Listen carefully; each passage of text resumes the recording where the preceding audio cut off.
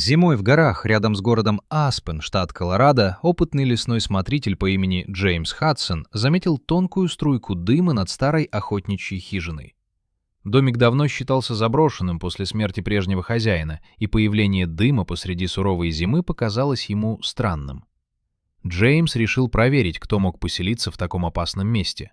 Подойдя ближе, он заметил на снегу свежие следы, маленькие женские и еще более крошечные, похожие на детские. Это удивило его еще сильнее. Внутри хижины горела печь, а возле входа стояла молодая женщина по имени Сара Миллер. Она выглядела испуганной и держалась настороженно, словно долгое время жила в постоянном страхе. Позже, когда напряжение немного спало, Сара рассказала свою историю.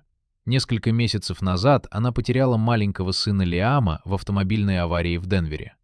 Трагедия сломила ее, и чувство вины не давало покоя. Постепенно она начала слышать голос ребенка и убеждать себя, что где-то все еще может почувствовать его присутствие. Чтобы убежать от воспоминаний и людей, она уехала в глухие горы и поселилась в старой хижине. Следы, которые Джеймс видел возле дома, оказались не детскими. Сара надевала маленькие ботинки сына и оставляла их на снегу, чтобы создавать иллюзию, будто ребенок рядом. Для нее это стало странным способом справляться с болью. Джеймс понял, что перед ним не опасный человек, а мать, сломленная горем. Он убедил ее покинуть хижину и вернуться к людям. Через несколько дней они вместе выбрались из гор и отправились в город, где Сара смогла получить помощь специалистов. Спустя время она начала постепенно восстанавливать свою жизнь и даже занялась благотворительностью в память о сыне.